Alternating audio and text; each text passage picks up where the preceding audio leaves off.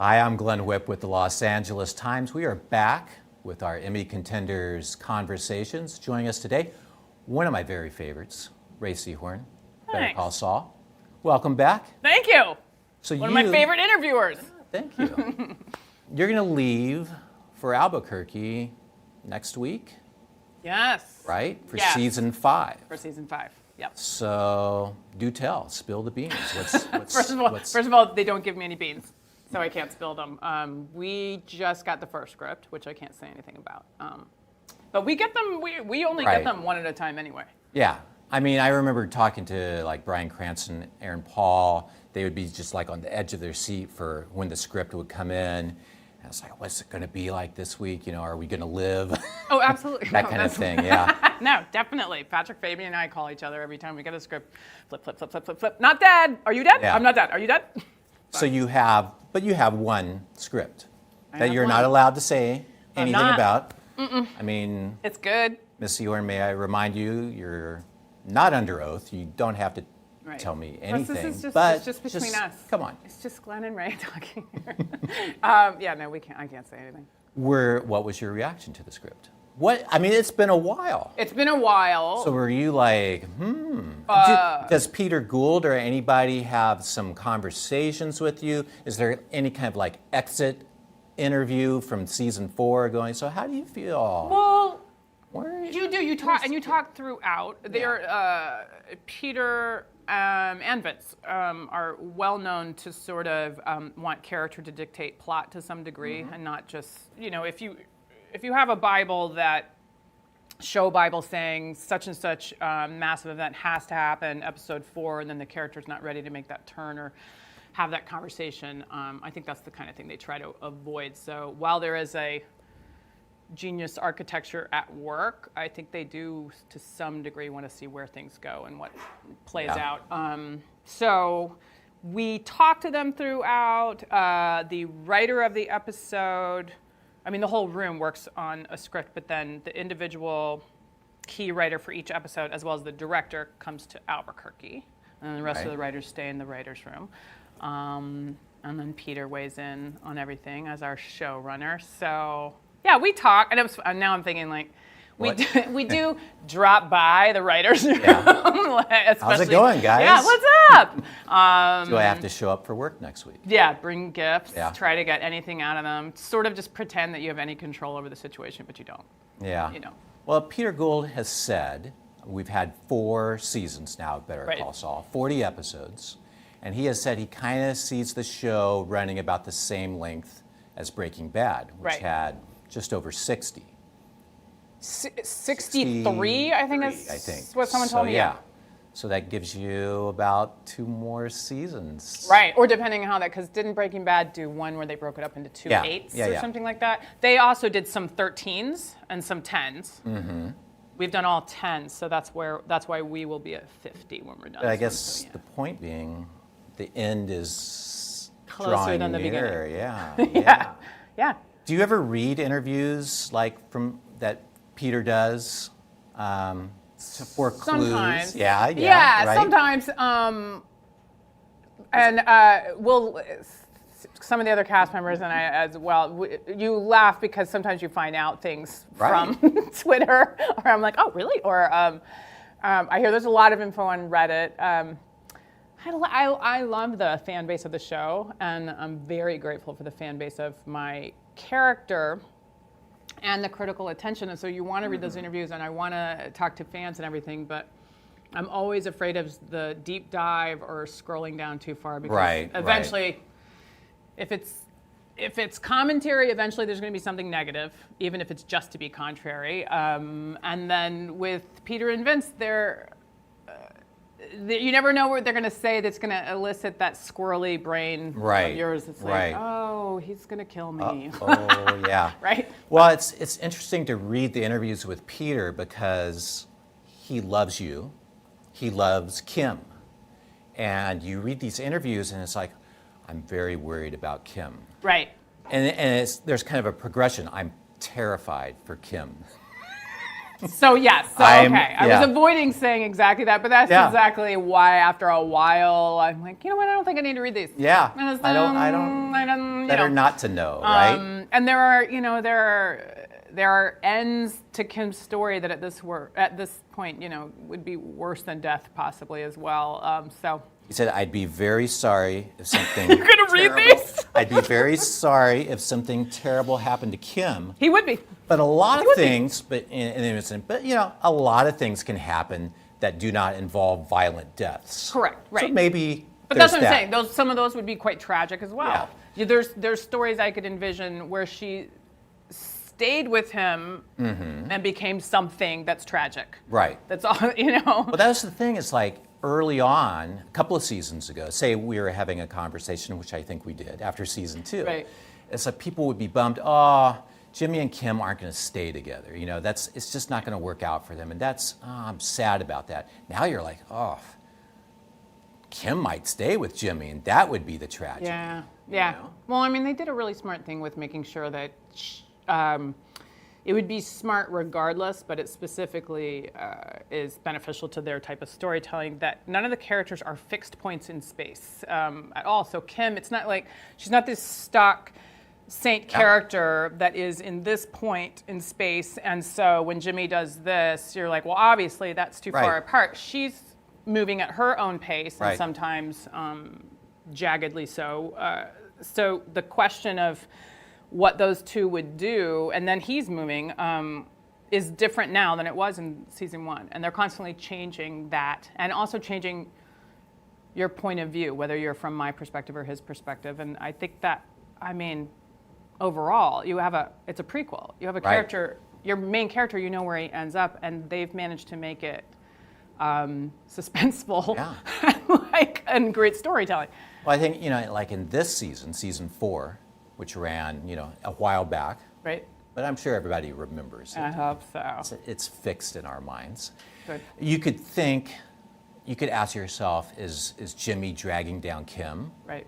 Or, you can look at it another way, is Kim kind of facilitating Jimmy's slide into, Saul?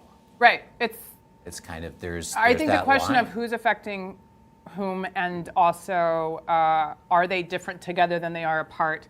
Would Jimmy have become Saul if he never met Kim? Would Kim's trajectory be the same, different, or how would it be different if she never met Jimmy? They're good questions that I think are quite philosophical and interesting to open up to think about. I guess one thing you can probably tell me about coming up for season 5, are you going to be living with Bob Odenkirk and Patrick Fabian? We are. Yeah. We are. You guys, it turned out to get be, a place. Yeah.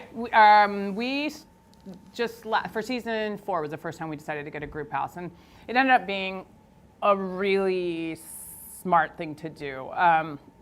Everything from economically, because Albuquerque is booming with productions now. I think it was, when we were there last year, I think 43 productions, film or television, either for their whole shoot or a reshoot or 5 days came through. And so their business is booming, so economically it makes sense, but then also we're away from our friends and family, and we try to get home. Thankfully, it's a pretty short flight back to LA, but often you just can't because of the workload. Even if you're not shooting, sometimes what you've just been handed to memorize and work on is so a grind. heavy. Yeah, and typically we'll get them 3 to 5 days before we start shooting them, but you are shooting the last one while you're getting the new one, and so the overlap can sometimes be a heavy workload. If you're lucky, I'm grateful when it's that heavy. Getting to see someone for even just a cup of coffee now and then, or having someone else pick up. I got sick last season, and Patrick Fabian would go to the grocery store for me, and Bob cooked dinner sometimes. And then there's just the real practical of running lines. We all run lines with each other to death, ad nauseum. This show is almost never improv. There are a few rare times, less than one, you can count on one hand, for all of the seasons put together, where somebody was told, and usually maybe it's Saul doing a commercial joke or two, but even those are usually written. All the uhs and the wells and the ers and the ... dots, they're all written, and they're all great, and so we run lines over and over and over and over. and get all those little nuances. Yeah, in well, there. once you get that blueprint in your brain, like it's the back of your hand, that's when we can. Bob and I have dialogue scenes that are 8 to 12 pages sometimes, and that's long for dialogue scenes, dialogue-driven scenes. And there's no clear arc. A lot of times in a script, you can see a little bit of something starting at A as like, they're like flirting, and then it became like a little bit of an argument, and then it peaked, and then they had to work it out, and they resolved, and now you're at C.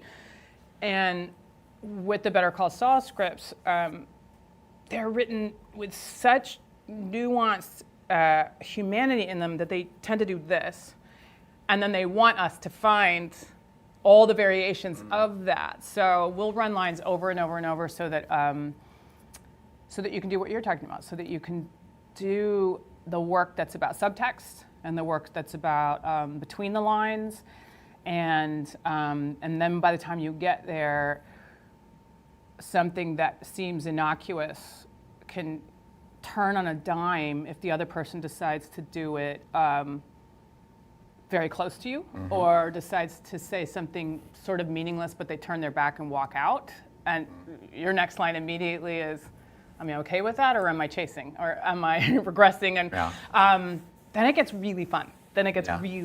Yeah. You guys knew, obviously you've worked together for years, but living with somebody, that's a little bit different. I know, a lot of people asked us to film our house as well. Yeah. You were like, no. No, yeah, I thought I was more, I don't know, if you'd have to ask Patrick and Bob if they were more worried. I feel like I was concerned mostly because I can be a really big loner. I don't like to be lonely, but I need the counter to how social my job, and I love my friends and family, and so I'm constantly recharging with alone time. But we did get a house that enables, it would be really good for MTV's, what was the first like reality show where everybody lives in a house together? The real world, right? Yeah. So there's like a big communal section, but then there's offshoots of bathroom and bedroom by themselves. So you can totally be alone if you want to. You're not sharing a bathroom with Bob Odenkirk. Right. I get my fill of teeth brushing scenes with Bob Odenkirk from our show. I don't need to brush my teeth anymore. You already know what that looks like. The first year we did the teeth brushing scene, they said, what kind of toothpaste you want? And I was like, I don't, whatever, I don't care. And I don't know what it was, just whatever your average mint toothpaste or whatever that they're putting into a nondescript paste tube. I never thought about it, but if you brush your teeth for 30 to 40 takes over a couple of hours with any kind of mentholated minting thing, you go numb in your mouth. I had no idea. So a little tip for the viewers. You have no enamel left too. Yeah, right, and your gums are just bleeding. It's lovely. But they're not having you do that many. No. Are they? Yeah, I mean. They don't have that many what? Takes. I mean. Oh yeah, no, we do a lot. We do a lot. Not always. Yeah. But well, I don't know if you noticed, there's a lot of artistic angles. So you're doing the same thing. Yeah. From multiple masters, multiple angles on everything, and then certainly that brilliant montage. I know. One. I was about to ask about that. Yeah. The jump where you're talking about the time leap. Where I think it was the 7th episode. Yes. We kind of go ahead several months. Right. Right. Right. That had to be like interesting when you got that script, and hard. right? Yeah, and hard because they're telling you where the line's going to be, and Marshall Adams was shooting it beautifully. And so they would tell you where the line was eventually going to be superimposed, but because the scenes sometimes have you crossing it and sometimes not crossing it, you had to do things. It was very, very specific and very difficult. Because yes, to remind the viewers, it's like a side-by-side thing. Right. You see Jimmy and Kim kind of apart. Sometimes we're in the same room and sometimes we're not. Yeah, but it's just like you're leading separate lives. Yes. That was the sadness of that scene. That was a very sad episode. Yeah. It was. And then a lot of people were writing that I had my cast on the wrong arm. We didn't. They were shooting in the mirror, two different angles, and it's one of the times when Jimmy and I are both brushing our teeth on different days. So I think one of us is dressed for work and one's dressed like they're staying home, or reversed. I forget what it was. But and the mirror, instead of flat, is a little bit like this. And whatever they did shooting into the mirror and reversing it, it looks like my cast was on the left side instead of the right side. And while I was thrilled that our viewers watched the show that quickly, I was like, are you, these are people, Peter Gould and Vince Gilligan pick which pens are on the desk. There's 0% chance my cast would be on the wrong arm. And it's applied by a paramedic every day. It was a real cast. That was what blew my mind. Yeah, it was a real that cast. It wasn't a fake cast. It's 2 hours a day you spent getting that cast on. Yes. And one time, there was one night where we shot really, really late, and everyone was very happy when we finally got the last shot, like 17 hours. And everyone was like, awesome, great day, see you. And I have to have it sawed off at the end of the night, every night. Every night? And I was just wandering around looking for people, because you can't drive with it. Yeah. It was good, though, because... You didn't learn how to just do that yourself? No. And because of the angle, if you're in a fixed right angle, you actually can't get... There's a weird thing where you can't get to buttons and zippers, so I had to have help getting dressed. Eating, which I can do a little bit with my left hand, but I tried to do soup once, and because it was like second meal on set, and they gave us a cup of soup, and I realized like if I held it in this, if I held the cup in this one, I had to like short arm T-Rex the spoon over there. So then I tried to switch so you had the to have cup a to this one, and then I was doing the spoon, and it all just went inside the cast, and then I was forbidden to eat by myself. But the good thing is, like, it definitely fueled me for Kim. I think she would hate to ask for help more than I would, 10 times more than I would. Right. Right. How many times did you and Bob do that rooftop parking garage? It's episode 9 where it's just a big blow up. Right. Jenny Hutchinson wrote that. How many times Vince Gilligan directed did you run those lines? Because that's a scene, man. We run all of them a lot. Yeah. That was a chunky scene. Like for once, Kim gets to just. Yeah, it was interesting seeing that come out of her. Likewise, in I think it's episode 2 with Hamlet, with Patrick Fabian. Yeah. And we had big talks about that scene that was Michelle MacLaren and written by Tom Schnauz, and both times we had discussions about what does Kim simmering over look like as compared to someone else, because she's so buttoned up, and I don't think she really deals with her emotions that well. She seems like the more in control person, but to some degree, Jimmy finds some of it, not Chuck's death, but in general, he seems to just blurt everything out and process things, and which can be healthy. Yeah. Yeah, she's very buttoned up. So, like, what does that boiling over look like? And in both cases, it was the pretty elemental answer of just you have to play against, which in our craft is just the idea of try to keep it together, which is what most humans are doing. Until you can't and go on that journey.